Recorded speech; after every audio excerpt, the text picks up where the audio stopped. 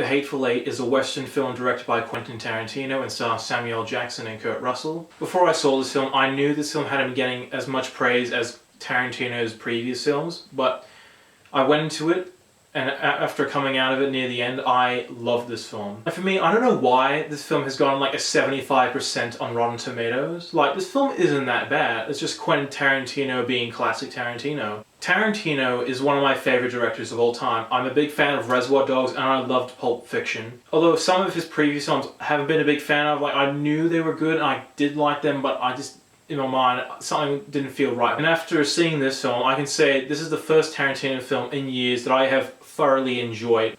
The film is about 8 strangers stuck in this lodge during a very wild blizzard. And during that wild blizzard, the hangman, played by Kurt Russell, is trying to cash in on a bounty on the prisoner, played by Jennifer Jason Leigh. And so he must put up with untrustworthy people. And a lot of the cast is past collaborators with Quentin Tarantino, like Tim Roth is in the film, Michael Madsen's in the film, and of course Samuel L. Jackson is in the film. You can't have a Tarantino film without Samuel L. Jackson. He's in basically every single Tarantino film. And Samuel L. Jackson actually gives probably one of the best performances I've ever seen from him since Pulp Fiction. It felt truly unique. Jennifer Jason Leigh also did a pretty good job. And there was not one performance in this film I was actually, I don't like you. I was just like, yeah, this is actually really good. I am enjoying all of these characters. Another thing I have to say is the score is very intriguing. It just sounded very unique, and it's composed by Ennio Morricone, and it just sounded very interesting. And there were 2 pieces of the score that I just could not get out of my head. When the score was playing, I was just like, ooh, this something's going on here. For those who don't know, the film is basically a mystery western, so basically a whodunit, and you can't trust anyone. And the music really does help the tone and genre of this film. The score plays and you know you can't trust anyone, as some of them are liars, some of them are just thieves, and some of them are actual killers, and it is very interesting to see.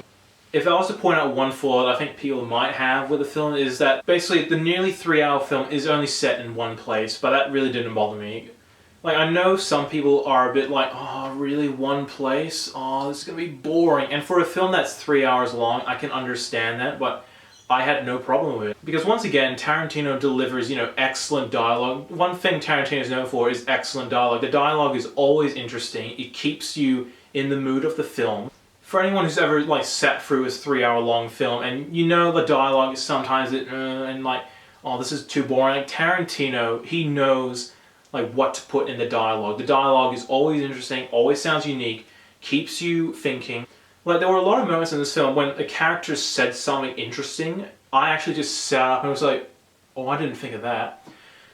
Another thing I really liked was the film was completely unpredictable. I had no idea what was going to happen next. And Tarantino, once again, does a good job of just trying to not reveal too much. Because recently I watched The Revenant, and during that film I could tell a few things, and it was pretty predictable in some points, but this film actually, I had no idea what was going to happen. It was unpredictable. And that really kept me going for this film.